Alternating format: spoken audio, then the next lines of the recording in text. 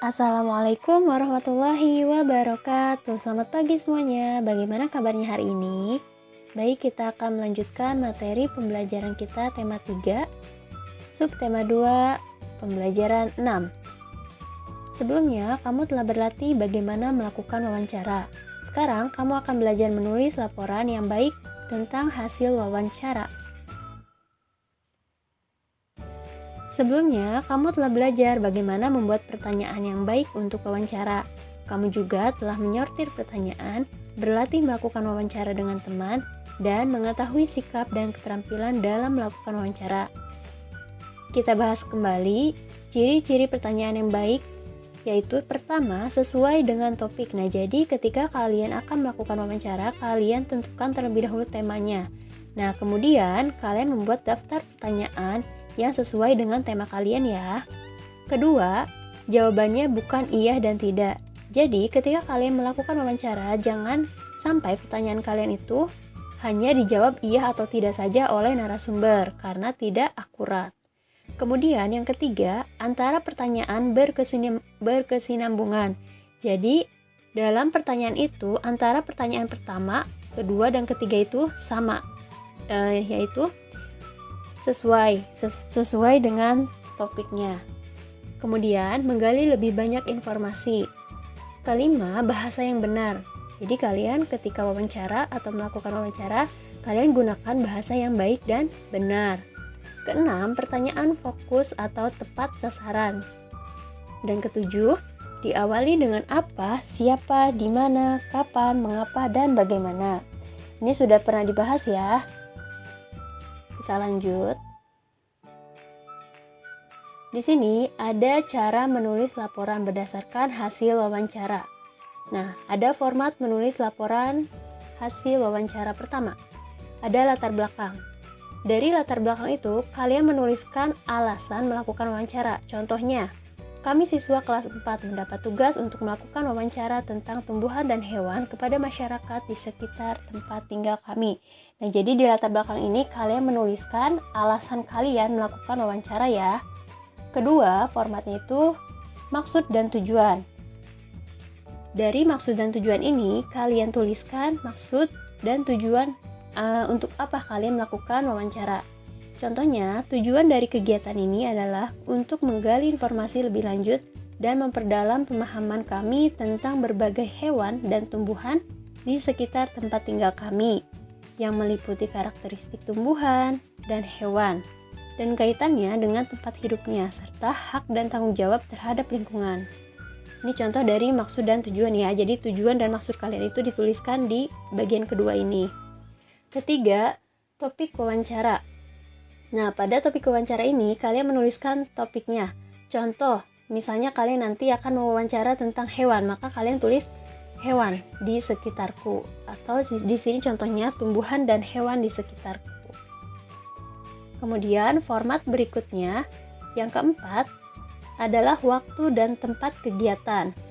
Nah, pada waktu dan tempat kegiatan ini, kalian menuliskan waktu kapan kalian wawancara dan di mana tempat wawancara tersebut dilaksanakan. Contohnya, wawancara ini dilaksanakan pada hari dan tanggal hari Sabtu 19 November 2016. Waktunya bla bla bla, tempatnya di mana. Nanti kalian tuliskan di sini ya. Kemudian, format berikutnya yaitu laporan hasil wawancara. Nah, ini merupakan inti dari hasil laporan kalian.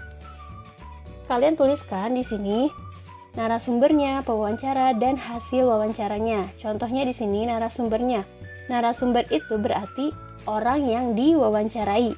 Kalian tulis misalnya kalian mewawancarai Bapak Kepala Sekolah. Nah, kalian tulis berarti narasumbernya itu Bapak Kepala Sekolah. Kemudian pewawancara. Nah, pewawancara berarti kaliannya ya, tulis nama kalian. Kemudian ada hasil wawancara. Contohnya, pada hari Sabtu 19 November 2016 pukul 8 sampai 9, saya melakukan wawancara kepada Bapak Kurniawan tentang tumbuhan di sekitar tempat tinggalku dan seterusnya. Nah, di sini kalian jelaskan hasil dari wawancara kalian. Misalnya kalian mewawancarai tentang karakteristik hewan, maka kalian tuliskan di situ apa jawaban dari narasumber mengenai karakteristik hewan tersebut. Oke? Kemudian di kesimpulan, bagian ke-6 itu ada kesimpulan. Nah, di kesimpulan ini kalian tuliskan inti-inti dari hasil wawancara yang telah kalian lakukan terhadap narasumber. Oke, kalau misalnya dirasa belum paham, boleh nanti bertanya ya. Di sini ada tugas yang harus kalian kerjakan. Kalian melakukan wawancara tentang tumbuhan atau hewan. Jadi kalian boleh melakukan wawancara, pilih salah satu, boleh tumbuhan, boleh juga hewan. Kalian boleh mewawancarai orang tua, tetangga, atau orang-orang di sekitar kalian. Kemudian tulislah laporan sesuai dengan format penulisan laporan wawancara. Nah, setelah kalian melakukan wawancara, nanti kalian buat laporannya sesuai yang tadi ya. Yang pertama tadi ada latar belakang, terus ada topiknya, dan lain-lain. Nanti kalian tulis di buku tulis sesuai dengan format penulisannya ya. Maksimal pengumpulan tugas ini yaitu hari Senin tanggal 8 Februari 2021.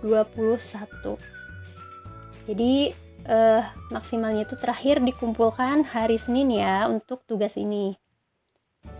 Kita lanjut. Melestarikan hewan langka yang terancam punah merupakan kewajiban bersama. Ayo kita diskusikan. Nah,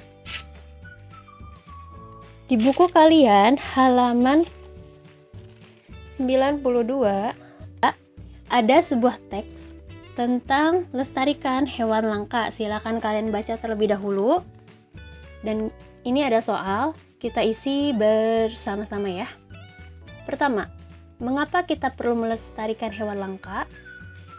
Jawabannya adalah karena hewan langka jumlahnya sudah sedikit, sehingga perlu dilestarikan. Jika tidak, hewan tersebut akan punah. Kedua, apa yang terjadi jika terdapat hewan yang punah? Jawabannya adalah, apabila terdapat hewan punah, maka akan mempengaruhi kelangsungan makhluk hidup lainnya, sehingga menyebabkan ketidakseimbangan di dalam ekosistem tersebut. Boleh kalian tulis langsung ya di buku paketnya. Kemudian, apa yang bisa kita lakukan sebagai warga negara untuk melestarikan hewan langka? Jawabannya adalah, kita dapat menghimbau kepada masyarakat untuk peduli terhadap lingkungan dengan cara menjaga agar hewan tidak mengalami kepunahan. Tuliskan himbauanmu kepada masyarakat agar melestarikan hewan langka. Nah, di sini berarti kalian menuliskan himbauannya. Kita lihat. Manfaat melestarikan hewan langka berarti melaksanakan kewajiban kita terhadap makhluk lainnya. Marilah mulai saat ini kita peduli dengan kelestarian hewan-hewan yang ada di sekitar kita. Ini contoh dari himbauan.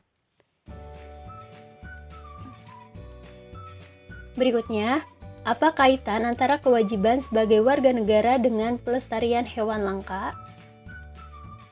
Jawabannya adalah, sebagai warga negara yang baik, kita wajib ikut dalam menjaga alam sekitar.